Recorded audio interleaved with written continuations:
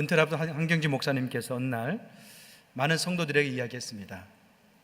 갑자기 은퇴를 앞둔 한경지 목사님께서 어느 날 이유를 묻지 않고 이유를 말하지 않고 성도들에게 그렇게 선포했습니다. 여러분, 앞으로 큰일 할 테이니 여러분의 인생 가운데 가장 많은 것을 주께 드릴 마음으로 헌금을 해 주십시오.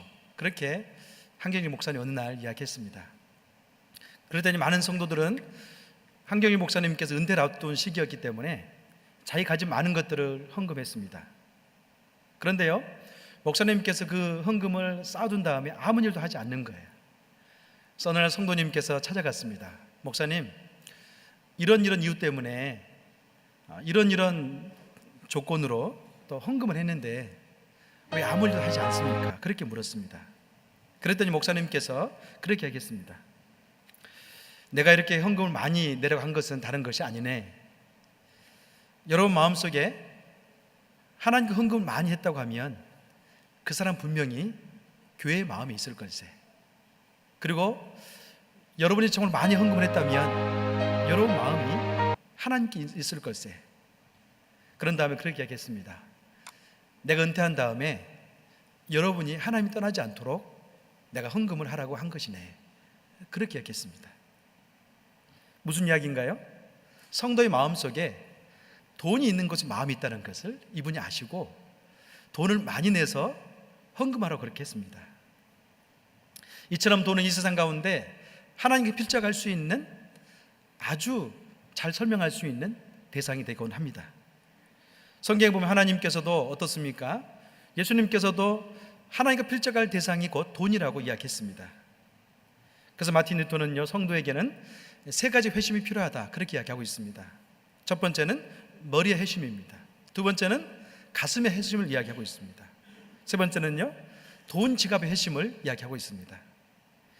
여러분, 머리의 회심은 무엇입니까? 머리의 회심은 하나님의 진리의 복음을 받은 다음에 지적인 이해가 있어야 된다는 것을 이야기하고 있습니다. 세상에 많은 지식이 있지만은 그 지식보다 뛰어난 하나님 복음에 대한 이해가 있어야 되고 거기에 대한 회심이 있어야 된다는 것을 말하고 있습니다.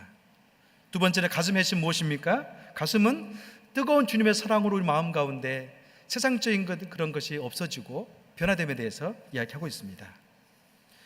그리고 마지막 한 가지는요, 지갑 회심이 무엇을 의미합니까? 물질을 어떻게 모으고 난 다음에 어떻게 사용할 것인가, 거기에 대한 회심이 있어야 된다는 것을 말하고 있습니다. 종교개혁자 마틴 루터는 지갑의 회심이 없다면 진정한 회심은 그 사람에게 없는 것이다 그렇게까지 강조했습니다. 여러분, 사람의 됨됨을 어떻게 알 수 있습니까? 마음을 보면 알 수 있습니다. 특히 마음속에 무엇이 있는가를 보면 그 사람이 무엇을 추구하고 있는 것을 가치를 알 수 있다는 것을 우리가 알고 있습니다. 어떤 사람이요, 이 탐욕에 대해서 알아보기 위해서 쥐를 가지고 시험을 했습니다. 쥐를 100마리씩 두 그룹 나누는데요, 쥐들은 사람과 달리 어떻습니까? 포만감을 느끼면 더 이상 먹지 않는다고 합니다. 일반적으로 쥐가 포만감을 느낄 때는 양을 재사해 보니까 한 100kcal 칼로리 정도 먹으면 그 쥐는 포만감을 느낀다고 합니다. 그래서 이 두 부류를 만들었는데 한 부류 같은 경우는 100kcal를 한꺼번에 다 줬습니다. 그랬더니 그 쥐 같은 경우는 포만감을 느꼈습니다. 또 한 부류의 쥐 같은 경우는요, 똑같이 쥐의 그 양이지만 85칼로리만을 세 번에 나눠서 조금씩 세 번에 걸쳐서 주었습니다. 그러고 난 다음에 이 두 쥐 그룹에다가 암을 유발할 수 있는 그 세포를 집어넣습니다. 그랬더니요, 이 첫 번째 세포 같은 경우는 100kcal를 다 먹은 쥐 같은 경우는 85% 정도가 암이 유발됐습니다. 근데 두 번째 쥐 같은 게 어떻습니까? 85칼로리를 세 번에 나눠줬는데 그 그룹 같은 경우는 4%만이 암을 유발했다고 합니다. 무엇을 의미합니까? 65%나 암이 유발한 쥐 같은 경우는 이 암세와 싸워서 이길 만한 그 요소인 T임파구가 많이 과실됐다는 거예요. 그러나 반면 어떻습니까? 이 85칼로리를 먹은 쥐, 이 세 번에 나눠서 먹은 같은 경우는 그 쥐의 T임파구가 증가해서 그 암과 싸울 수 있는, 그 병과 싸울 수 있는 에너지가 생겼다는 것입니다. 이처럼 우리가 마음속에 어떻습니까? 탐심을 가지고 있으면 나도 모르는 사이에 이 쥐 실험처럼 많은 그런 영적인 병균과 싸움에 있어서 안 좋은 조건을 만든다는 것을 이해할 수가 있습니다. 오늘 본문에는 아주 답답한 심정을 가지고 있는 한 사람이 예수님께 찾아왔습니다. 그는 예수께 찾아와서 이야기합니다. 선생님, 내 형제로 하여금 나에게 유산을 좀 나눠주도록 해주세요. 그렇게 말합니다. 여러분, 유산의 문제는 어떻습니까? 예나 지금은 굉장히 심각하죠. 왜냐하면 이 돈에 관련된 문제이기 때문에 형제간의 다툼도 많이 있고, 또 그 마음속에 어떤 동기를 가지고 유산을 얻고자 하는가에 대해서도 굉장히 분분한 원인을 가질 수가 있습니다. 구약성경 같은 경우는 장자 같은 경우는 3분의 2가량이 유산의 목이 되었습니다. 또 3분의 1 가지고 어떻습니까? 나머지 형제들이 가지고 나누는 그런 율법의 말씀이 있습니다. 그래서 이제 모르겠지만 이 사람 같은 경우는 예수님께 찾아와서 형제에게 유산을 좀 나에게 나눠줄 수 있도록 이야기해 주세요. 그렇게 말했습니다. 자, 그때 예수님 어떻게 말합니까? 이 사람의 말을 들어준 것 같지만 실상은 이 사람의 말을 들어주지 않았습니다. 그보다 어떻습니까? 이 사람이 왜 나에게 찾아왔는가, 또 유산에 대해서 요구하고 있는가에 대한 동기를 살펴볼 수 있는 좋은 기회를 주고 있습니다. 오늘 본문 13절과 14절 말씀을 같이 한번 읽어보겠습니다. 함께 읽습니다. 시작. 사람들 중에서 어떤 사람이 예수께 말했습니다. 선생님, 제 형제에게 유산을 저와 나누라고 말씀해 주십시오. 예수께서 대답하셨습니다. 이 사람아, 누가 나를 너희 재판관이나 분배인으로 세웠느냐? 예수님은 도리어 이렇게 질문한 사람에게 호의적이지 않습니다. 이 사람아, 누가 나를 재판관이나 분배인으로 세웠느냐? 이 사람은 예수님께서 상속권을 판단할 세상적인 그런 권위를 줬지만 예수님은 거부하고 있습니다. 왜 그렇습니까? 예수님은 이 사람이 무엇 때문에 지금 자기에게 찾아와서 유산에 대해서 말하고 있는가를 통찰력 있게 보고 있기 때문에 그렇습니다. 적어도 이 사람이 만약에 예수님에 대한 바른 태도와 바른 알미 있었다면 그는 예수님을 찾아와서 유산에 대해서 말하지 않았을 겁니다. 그리고 이 마음속에 뭐가 있습니까? 유산에 대한 탐욕이 있다는 것을 예수님은 아셨습니다. 그래서 15절 말씀 보면 그렇게 말씀합니다. 15절 같이 한번 읽어볼까요? 시작. 그러고서는 사람들에게 말씀하셨습니다. 너희는 조심해서 모든 탐욕을 삼가라. 사람의 생명이 그 재산의 넉넉함에 있는 것이 아니다. 그런 다음에 예수님께서는 이 탐욕과 사람의 생명에 관해서 이야기하고 있습니다. 사람의 일반적으로 필요한 욕구가 있습니다. 사람의 필요한 욕구와 탐욕은 어떻습니까? 분명히 다른 겁니다. 일반적 욕구 같은 경우는 내가 살아감에 있어서 분명히 필요한 것이지만 탐욕은 그것과 다릅니다. 탐욕은 무엇인가요? 일반적인 필요를 뛰어넘어서 과욕을 이야기하고 있는 것이 바로 탐욕입니다. 오늘 본문에 보면 이 탐욕에 대한 부정적 이미지를 그리고 있습니다. 그래서 사람이 탐욕 가운데 빠지면 어떻습니까? 많은 것을 볼 수 없고 또 한 가지는 영적인 어둠 가운데 처할 수 있다는 것을 경고합니다. 곰곰이 생각해 보면요, 탐욕은 사람만이 가지고 있는 겁니다. 보통 사람에게는요, 또 동물과 비슷하게 한 15칼로리 정도 지방이 있다고 합니다. 그런데요, 이 동물 같은 경우는 이 지방을 가지고 있는 양이 거의 비슷하대요. 우리 보기에 굉장히 좀 뭐랄까요, 날씬한 그런 동물 같은 경우도 그 체내 지방이 15% 정도 되고요. 또 어떻습니까? 아주 돼지같이 굉장히 살이 많이 쪘잖아요. 우리 보기 어떻습니까? 그 사람 같은 경우, 그 동물 같은 경우에는 지방이 굉장히 많을 것처럼 보이잖아요. 그렇지만 그 동물 같은 경우도 동일하게 한 15칼로리 정도의 지방이 있다고 합니다. 이 지방은 굉장히 동물에게 소중합니다. 또 사람의 동일하게 어떻습니까?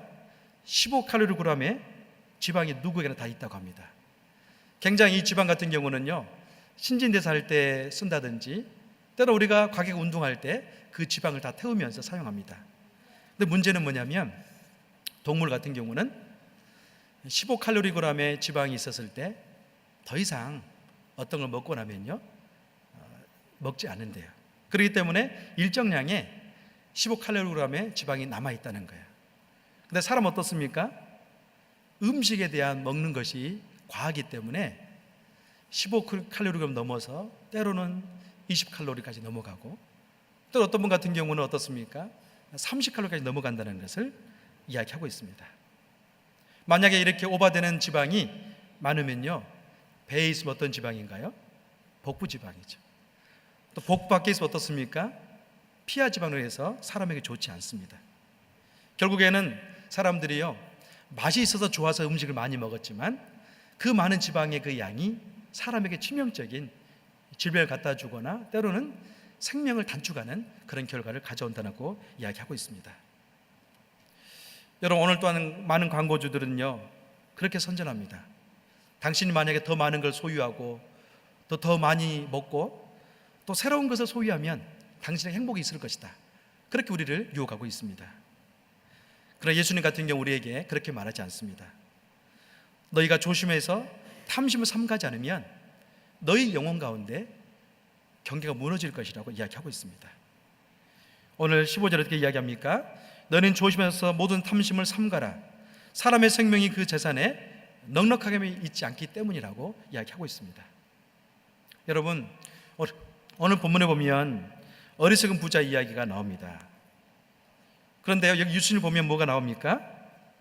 누가 보면 저자인 누가 같은 경우는 수확을 많이 거둔 이 농부에 대해서 부정적인 평가를 내립니다. 어찌 보면 어떻습니까? 어떤 농부가 있었는데요, 굉장히 일을 열심히 하고 수확을 많이 냈습니다. 그런데요, 그 농부는 성공한 건데 좋은 건데 누가 같은 경우는 몇 가지 이유 때문에 어리석은 사람이라고 평가하고 있어요. 왜 그렇습니까? 세 가지 이유 때문에 그렇습니다. 첫 번째는 농부는 자기 인생의 수확을 자신을 위해 쌓아뒀기 때문에 풍성한 그런 성공을 거뒀지만 어리석은 자라고 이야기하고 있습니다. 오늘 보면 16절, 17절, 18절을 같이 한번 읽어보겠습니다. 함께 읽습니다. 시작. 그러나 그들에게 한 비유를 말씀하셨습니다. 한 부자가 수확이 잘 되는 땅을 가지고 있었는데 그가 혼자서 어떻게 할까? 내 곡식을 쌓아둘 곳이 없구나 하고 생각했다. 그리고 말했다. 이렇게 해야겠다. 지금 있는 창고를 부수고 더 크게 지어 내 모든 곡식과 물건을 거기에 쌓아두어야겠다. 아멘. 여러분, 16절의 말씀 보면 어떻습니까? 한 부자가 수확이 잘 됐습니다. 그리고 수확이 잘 된 땅을 가지고 있었습니다. 곡식을 아주 많이 거두게 됐습니다. 그랬더니요, 자기가 가지고 있는 창고로서는 도저히 감당할 수 없었습니다. 그래서 이 사람 같은 경우는 한 가지 생각합니다. 창고를 허물고 이 창고를 크게 지어서 거기에 물건을 쌓아두어야 되겠다, 그렇게 이야기하고 있습니다. 여러분, 물건을 쌓는 것, 또 수확물을 쌓는 것 자체는 잘못된 게 아닙니다. 무엇이 잘못됐습니까? 이 축적의 방향이 잘못됐습니다. 또 한 가지는 무엇 때문에 쌓을 것인가에 대한 축적의 목적이 잘못되어 있습니다. 오늘 본문에 아주 자주 등장한 단어가 있는데요, 그것은 뭐냐면 나라는 단어입니다. 헬라어로 이야기하면 나에라는 표현은 4번 나옵니다. 또 한 가지는 나는이라는 표현은 8번이나 나오고 있습니다. 이 단어 횟수는 무엇을 증명합니까? 재물을 쌓아두면서 재물을 쌓은 목적이 나를 향해 있다는 것을 증명하고 있습니다. 적어도 성경에서는요, 성도 인생의 목적은 자기 자신을 위한 재산 축적의 목적이 있는 것이 아니라 타인에게 있다고 여러 번 강조했습니다. 물론 은퇴 후에 우리 노후의 삶을 산다든지 때로는 어떻습니까? 가정을 꾸려가기 위해서 자녀를 교육시키기 위해서 우리에게 어떤 재물의 축적은 필요합니다. 그러나 우리가 어떻습니까?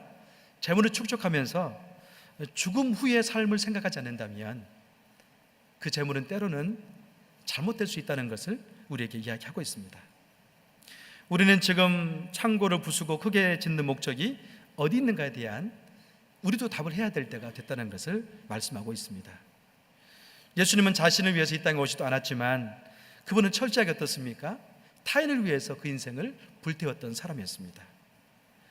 예수님께서는 도리어 부유했지만 가난해짐으로 말미암아 타인에게 많은 사람들에게 부유함을 전가했습니다. 그래서 고린도후서 8장 9절에 보면 그런 말씀이 있어요. 자, 같이 한번 읽어볼까요? 고린도후서 8장 9절입니다. 시작.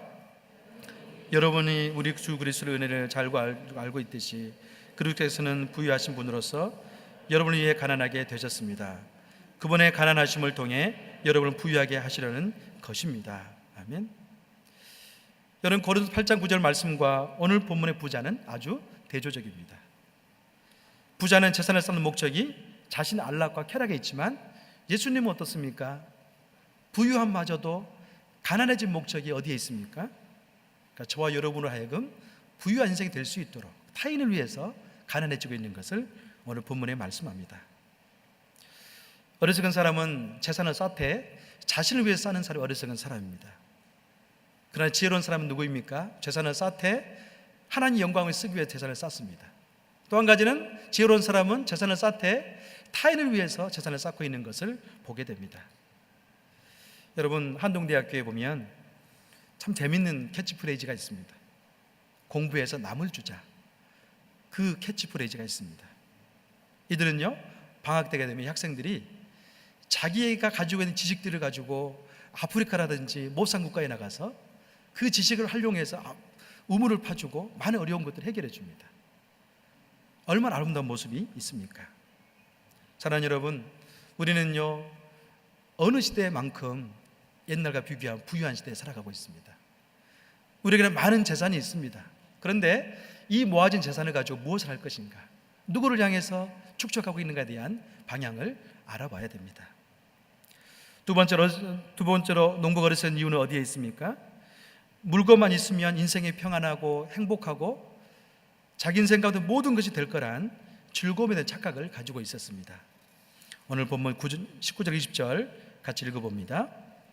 시작.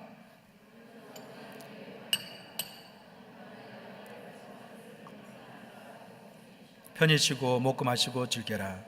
그러나 하나님께서 그에게 말씀하셨다. 이스라엘 사람아, 오늘 밤 내 영혼을 내게서 찾을 것이다. 그러면 내가 너를 위해 장만한 것들을 다 누가 갖게 되겠느냐. 아멘. 오늘 본문을 보면 이 농부는 아주 드문 경제적인 부를 누리고 있는 농부입니다. 우리가 잘 알고 있는 것처럼 농부는 이런 농부 별로 많지 않습니다. 또 어떻습니까? 우리도 이런 사람 많지 않습니다. 흔히 대부분의 사람들은요, 한 달에 월급이 나오지 않아도 당장 다음 달 어떻게 살 것인가를 고민합니다. 생계를 어떻게 할 것인가, 학비라든지 또 공과금 문제, 여러 부분에서 빨간 신호가 분명히 들어옵니다. 그런데요, 이 농부만큼은 그렇지 않았습니다. 1년 동안 일했더니 여러 해 동안 쓸만한 물건을 쌓아둘 만한 그런 조건이 되었습니다. 자, 그런데 어떻습니까? 물건을 쌓아둔 다음에 편히 쉬고 먹고 마시고 즐겨라. 그렇게 그 영혼에게 외쳤습니다. 여러분, 이것은 무엇 때문에 주어진 복입니까? 경제적인 부 때문에 주어진 복이었습니다. 그런데 이 사람에게 한 가지 무지가 감지됩니다. 그것은 무엇인가요? 인생은 결코 빵으로만은 행복해질 수 없다는 것을 모르고 있다는 것을 감지할 수 있습니다. 인간은 빵으로만 결코 행복할 수 없습니다. 왜 그렇습니까? 인간은 영적인 존재이기 때문에 그렇습니다. 또 영적인 존재이기 때문에요, 하나님께서는 이 영혼에 맞는 비전을, 목적을 저와 여러분에게 줬습니다. 그래서 이 사람 같은 경우는 영혼은 전혀 돌보지 않고요, 자기 채워진 육체적인 것 때문에 행복해하고 거기에 쉬고 있는 그 모습을 보여줍니다. 마르크스 공산주의자들은 유물사가 어떻습니까? 인생의 목적을 보이는 것 가운데 두었습니다. 이 물질의 가치 가운데만 머물도록 했습니다. 그러나 여러분, 인생은 어떻습니까? 인간은 그렇지 않습니다. 인간에게는 빵이 다 주어질지라도 공허함이 있고요, 또 인생 어떻습니까? 빵이 다 주어질지라도 어떻습니까? 그것 때문에 인생이 허비된다면 하나님은 그 인생을 기뻐하지 않는다는 거죠. 어리석은 부자의 한계는 무엇이었습니까? 언젠가는 이 물질이 자기 곁들을 다 떠날 때가 있다는 것을 알지 못했습니다. 오늘 보면 20절인데요, 제가 한번 읽어보겠습니다. 그러나 하나님께서 그에게 말씀하셨다. 이 어리석은 사람아, 오늘 밤 내 영혼을 내게서 찾을 것이다. 그러면 내가 너를 위해 장만한 것들을 다 누가 갖게 되겠느냐.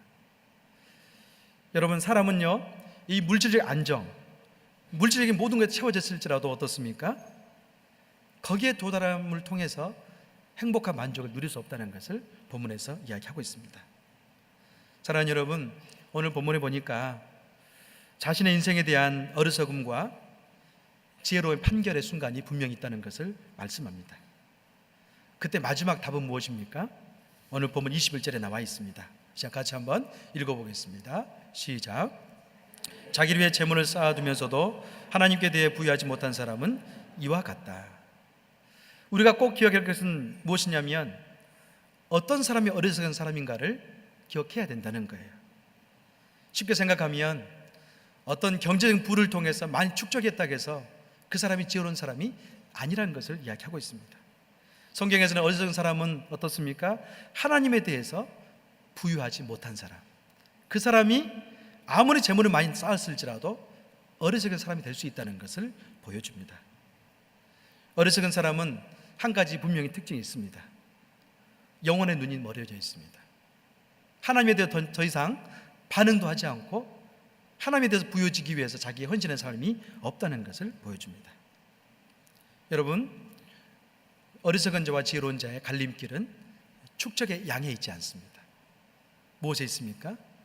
하나님을 향해서 부유하느냐 그렇지 않느냐에서 있다고 말씀합니다. 그래서 예수님께서는요, 자신을 따른 사람들에게 마태복음에 그렇게 말씀하고 있어요. 시작, 같이 한번 읽어볼까요? 마태복음 6장 19장 21절입니다. 시작. 너희는 자기를 위해 이 땅에서 보물을 쌓아두지 말라. 땅에서는 좀 먹고 녹슬어 못 쓰게 되고 도둑이 들어와 훔쳐가기도 한다.